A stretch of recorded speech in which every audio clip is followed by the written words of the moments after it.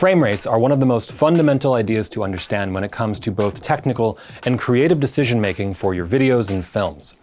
A higher frame rate can be the difference between cinematic escapism in a live news broadcast, or it could be the difference between unplayable lag and Twitch reactive gaming. This two-part series will go over the intricacies of frame rates in video. Everything from drop frame insanity to variable frame rate workarounds, and a look at the relationships between frame rate, shutter, and even your display. This video is aimed at editors, video producers, camera operators, and enthusiasts who have a basic understanding already, but want to learn more.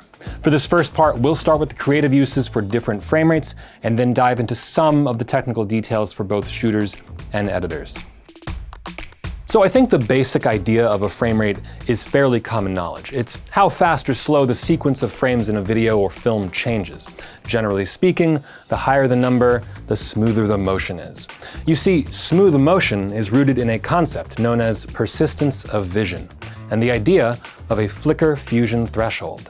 Basically, our eyes perceive constant, uninterrupted motion when the frame rate is high enough, as the flicker of each successive frame is eliminated. In other words, the flicker fuses. But there's so much more to it than that.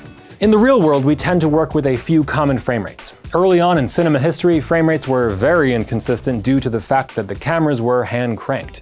This led to most films of the silent era sitting somewhere between 12 to 18 frames per second.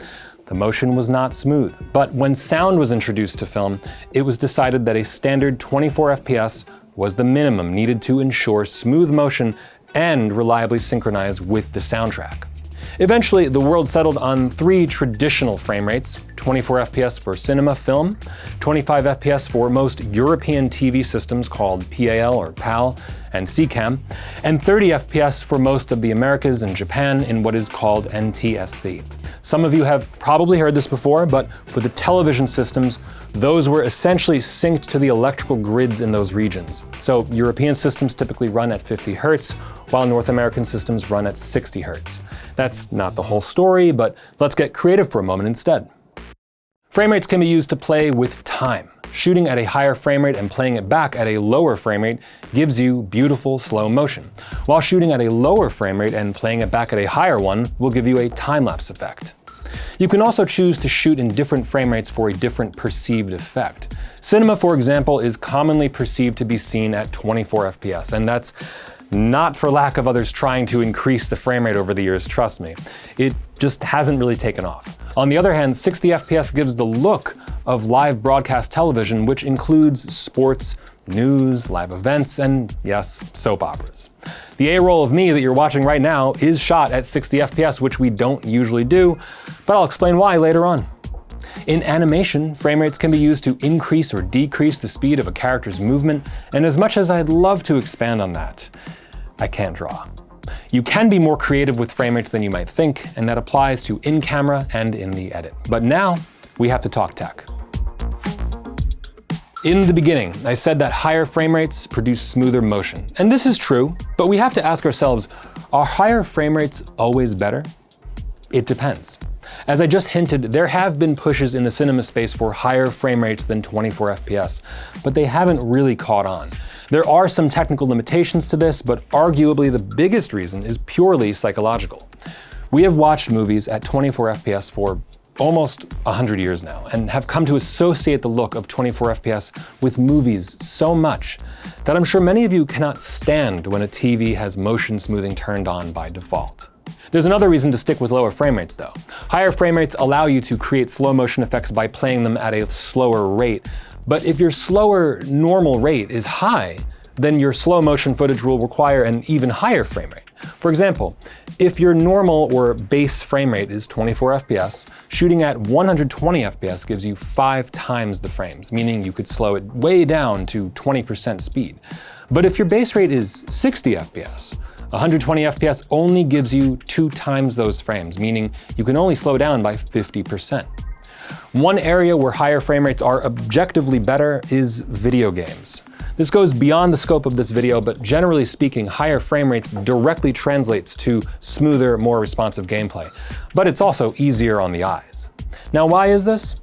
The answer is something that naturally occurs in all captured video: motion blur.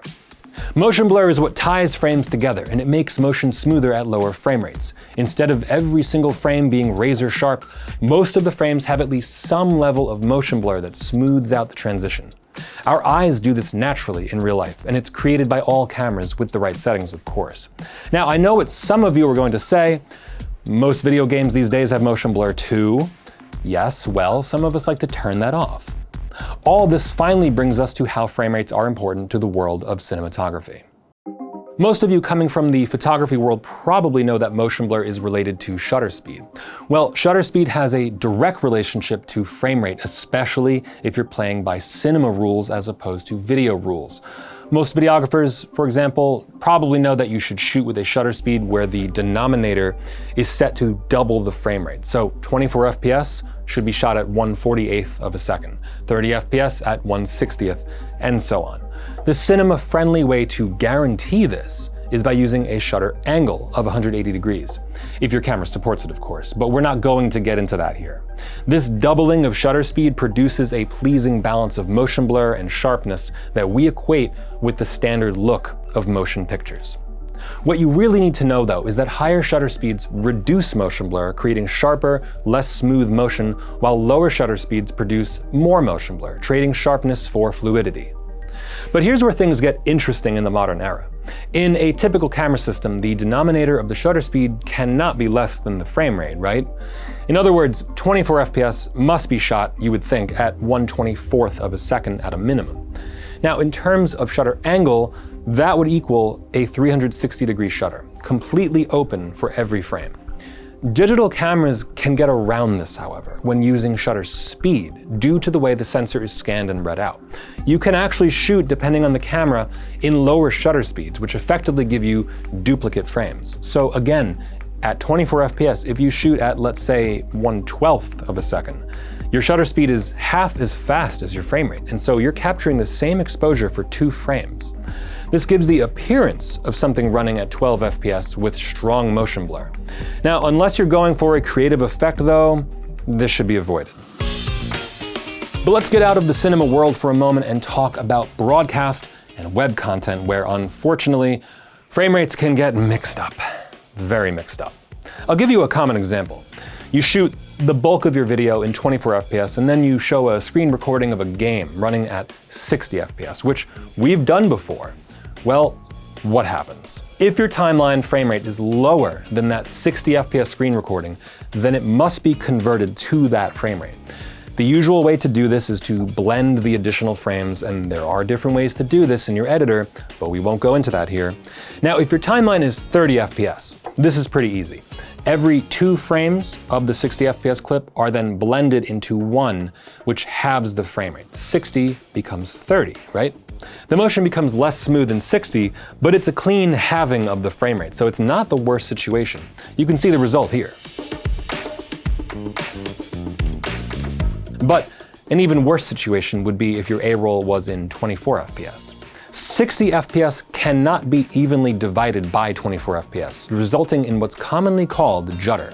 And it's why your game footage will look choppy if you convert it down to an unevenly divided frame rate, as you can see here.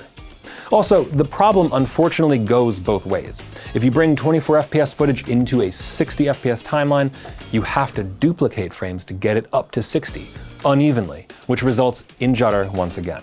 It is a little less noticeable when increasing frame rates because, for one, you're adding frames rather than removing them, but 2, in NTSC-based countries at least, that is, systems running at 30 FPS, most viewers are very accustomed, actually, to seeing 24 FPS film content on 60 Hz TV screens. We're going to get back to that in part 2, though. Now, remember how I said that the world settled on a few different frame rates as their standards? I wish it was that simple. If you've shot and edited video before, you've almost certainly come across this. Can you see it? It's not exactly 30 FPS. It's this weird fractional number, 29.97 FPS, and its cousin, 23.976. Why? Well, NTSC did start as a purely 30 FPS black and white system. When color was added, it was found that there was interference with the sound signal due to the way analog broadcasting worked. The science behind that is way beyond the scope of this video, but basically the easy fix to the interference that allowed the system to remain backwards compatible with black and white televisions was to ever so slightly lower that frame rate from 30 to 29.97 FPS. Now, how exactly do you keep track of frames if they're not a whole number? Are some of the frames incomplete? No, of course not. We're gonna get into timecode and drop frames in part 2, so I'm gonna leave it there and let you think about it. But to round this out, here's a simple chart of common frame rates and their use cases, including some we haven't really discussed here. So stay tuned for part 2 to learn more about them.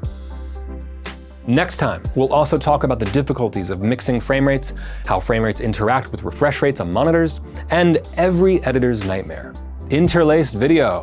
So let us know in the comments below what you want to know about frame rates, and if this video cleared up anything at all for you. I'm Doug with B&H, and I'll see you next time.